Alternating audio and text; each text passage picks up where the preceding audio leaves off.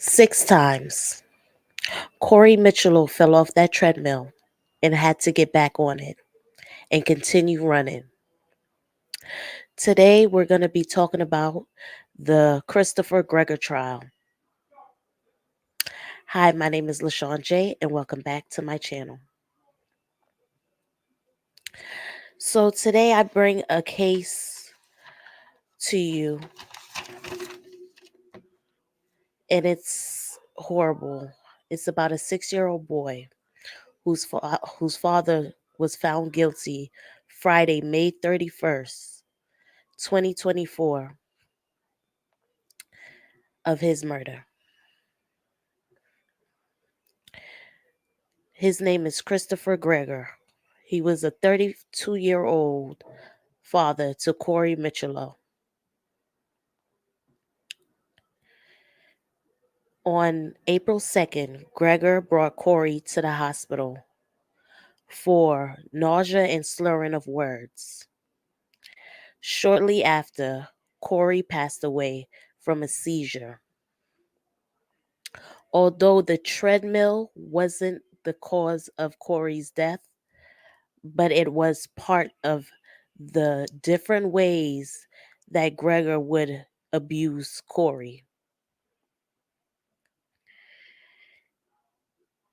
He had his son on that treadmill, even bit his head, as you're going to hear in the clip that I have from the news. And he made that little boy suffer. He had his son excessively exercising, all because he thought his son was fat. His mother, Corey's mom, called ACS over 100 times on the father, Christopher Greger, and nothing was done. And it led to this little boy's death. Let's take a look at this. And at this time, can you tell me what that is? I will not testify, Your Honor. Mr. Gallucci. And I'll tell you why. First of all, know this. They wait a defense to know whether or not they're going to have the defendant testify. And they do that for a number of reasons, mostly strategic. That was 31-year-old Christopher Greger, accused of first-degree murder and child endangerment in the death of his 6-year-old son, Corey. He was just announcing he's not going to take the stand. Now, why did he decide not to take the stand? I could give you a bunch of reasons based on the case and what he would have to anticipate from the prosecution. But there was really one major reason that happened today that I think swung that decision. Now, you know this case, right? The release of the court TV video showing Greger, you saw this. You saw what he did to his kid, right? Making him run on the treadmill. The kid's falling down. I mean, it's just horrible. It's everything you're not supposed to do. He literally bit his son's head, okay? 12 days later, the kid's dead. Seems open and shut, right? Greger had shared custody with the ex. The mother had called Child Protective Services over 100 times in 18 months.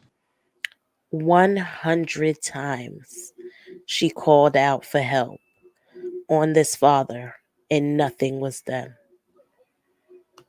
No action. Think about that. Why?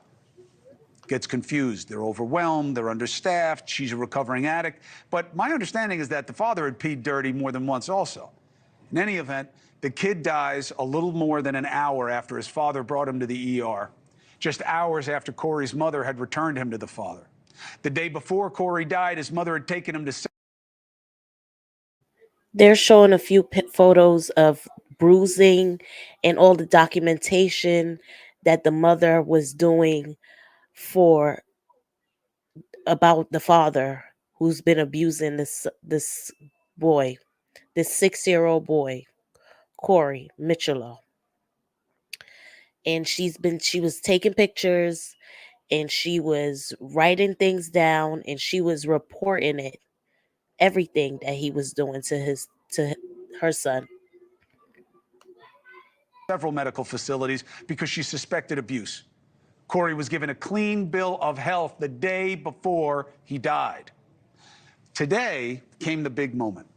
The defense called into question Corey's cause of death, and they did it with one of the biggest names in the business. You're looking at him now. He certainly has my respect. Renowned pathologist Dr. Michael Baden. He contradicted the state expert that Corey was murdered and his death was caused by blunt force injuries to the chest, deep lacerations to the heart and liver.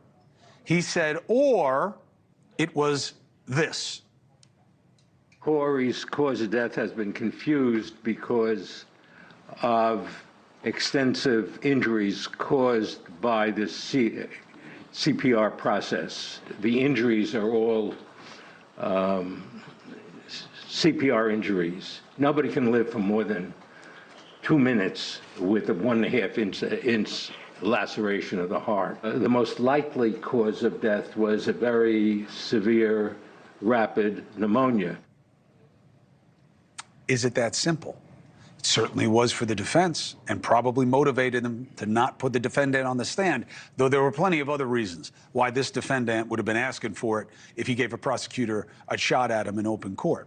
The jury is going to be hearing closing arguments tomorrow. How persuasive was Baden? That's the balancing point in this case. Hey, thank you for watching. Please go to News. So yes, he's trying to say his defense was that Corey died from pneumonia. That's his defense. After all the photos we've seen, after all the reports, after the treadmill video, his defense is that Corey died of pneumonia. This story is horrible. I also will keep track of this story. He's going to be sentenced in August, and we could do like a little recap of it.